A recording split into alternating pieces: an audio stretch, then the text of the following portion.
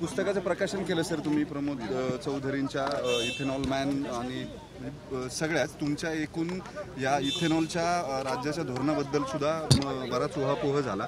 नव्यानं काय संधी उपलब्ध असतील या उद्योगाच्या? मला असं वाटतं की आता इथेनॉलचं जे अर्थकारण आहे ते तर या ठिकाणी चांगल्या प्रकारे एस्टॅब्लिश झालं आहे आणि त्यामध्ये प्राज इंडस्ट्रीचा प्रमोद चौधरींचा जो वाटा आहे तो अत्यंत मोलाचा आहे।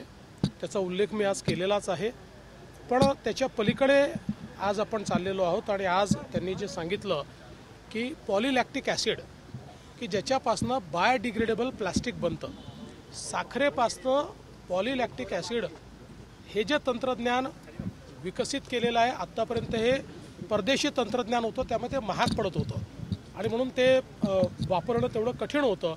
आता त्यांनी हे सांगितलं की आम्ही हे देशातच तयार केलेलं आहे आणि म्हणून मी त्यांना सांगितलं की या संदर्भात जर तुम्ही त्याची एक पॉलिसी तयार करून दिली की हा उद्योग एस्टॅब्लिश होण्याकरता काय काय तुम्हाला इन्सेंटिव्सची अपेक्षा आहे तर त्याच्यावर आधारित एक स्ट्रक्चर आम्ही तयार करू आणि मग आपल्या इथे अनेक वेळा साखर अधिक झाल्यामुळे जो काही प्रश्न निर्माण होतो त्याच्यापासून देखील मुक्ती मिळेल। पण त्याहीपेक्षा महत्त्वाचं आहे की आज आपल्यासमोर पर्यावरणाच्या संदर्भातला सगळ्यात मोठा प्रश्न हा नॉन बायोडिग्रेडेबल प्लास्टिकचा आहे।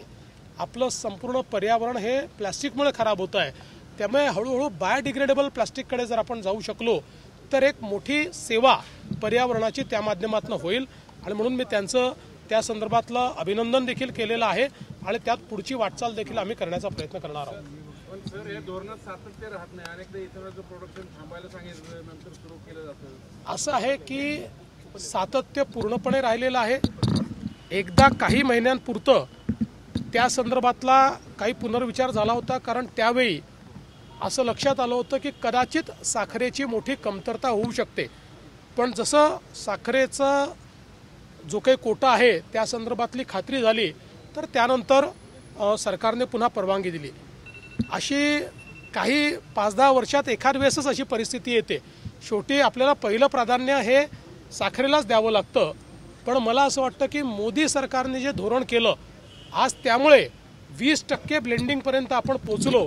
देशाचे लाखो कोटी रुपये आपण परकीय चलन हे आपण वाचवू शकलो आणि त्याचा उल्लेख हे प्रमोद चौधरींनी देखील केला की ही सगळी अर्थव्यवस्था ही मोदी सरकार आल्यानंतरच तयार झाली। शेतकऱ्यांचं अजून नुकसान भरपाई नाही दिली, त्याचे प्रस्ताव अजूनपर्यंत जिल्ह्यातूनच गेले नाहीत, त्याच्या पुढे काय होणार? एप्रिल आणि मे महिन्यातल्या दोन्ही असं आहे की ज्या ठिकाणी नुकसान झालं त्याचे प्रस्ताव सरकारकडे येतात, जसे याचे प्रस्ताव येत आहेत तसं तसं त्या संदर्भात आपण ती मदत देतोच आहोत। ही ऑनगोईंग प्रक्रिया आहे, ही प्रक्रिया कधी थांबत नसते। सर काल तुम्ही एका केसचा कॉग्निझन्स घेतला, पुण्यातल्या आपल्या भाजपच्या कामगार आघाडीचा अध्यक्ष जो आहे त्यानं महिला अधिकाऱ्यांबरोबर चुकीचं वर्तन केलेलं होतं, तशा तक्रारी झाल्या, महिला आयोगापर्यंत विषय गेला होता, कारवाई झाली नाही। काल तुम्ही इंटरव्ह्यू केल्यानंतर आयुक्तांनी त्याला बंदी घातली आहे पालिकेमध्ये, पण अजून काही पिनल ॲक्शन झालेली नाही आणि दुसऱ्या पक्षाकडूनही त्याच्यावरती काही कारवाई?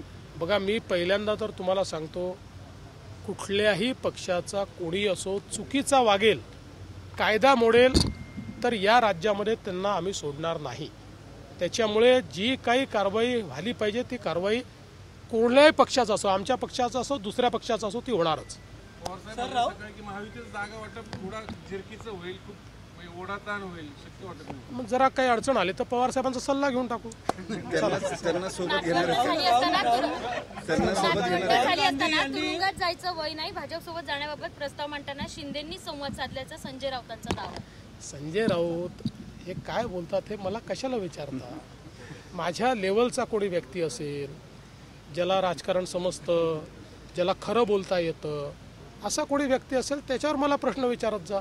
तुमचाही वेळ वाया घालवता, माझाही वेळ वाया घालवता, प्रश्न संपलेले दिसतात। फॅमिलीज एकत्र येण्याच्या चर्चा सुरू आहेत ठाकरे आणि पवारांच्या संदर्भातल्या, तुमचं काय असेसमेंट आहे? हे खरंच होईल का?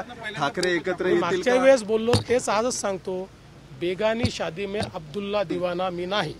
त्याच्यामुळे ते 2 पक्ष आहेत, 2 भाऊ आहेत, काका पुतणे आहेत, त्यांचं त्यांनी ठरवायचं आहे। ठरवलं तर प्रतिक्रिया देऊ, नाही ठरवलं तर तुमची पतंगबाजी चालू राहील। त्याच्यामुळे त्याच्यावर मला कशाला विचारता? मला हे लक्षात येत आहे की त्या दोघांमध्ये किती संवाद आहे मला माहिती नाही, पण तुमचाच इगरनेस इतका जास्त आहे, इतका उतावीळपणा चाललेला आहे माध्यमांचा. मला काही प्रतिक्रिया द्यायची नाही. बेगानी शादी में अब्दुल्ला दिवाना व्हायचं नाही. सर तुम्हाला काय वाटतंय, कारण की तुम्ही दोन्ही ठाकरे फॅमिलीच्या जवळचे राहिलेला आहात यापूर्वी देखील, दोन्ही ठाकरे फॅमिली एकत्र यावं असं वाटतं का तुम्हाला? असं आहे की याच्यावर बोलून हात दाखवून अवलक्षण मला करायचं नाही. राहुल गांधी यांनी महाराष्ट्राच्या विधानसभेसंदर्भात जो काही लेख लिहिलेला आहे त्यावर आता जोरदार चर्चा. लेखाला उत्तर लेखाने मिळेल.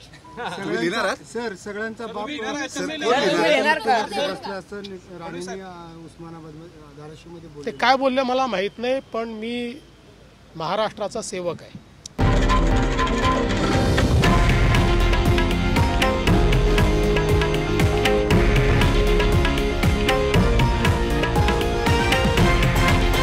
हे आहे देशातील नंबर 1 न्यूज नेटवर्क आणि आपण पाहत आहात TV9 मराठी, एकमेव.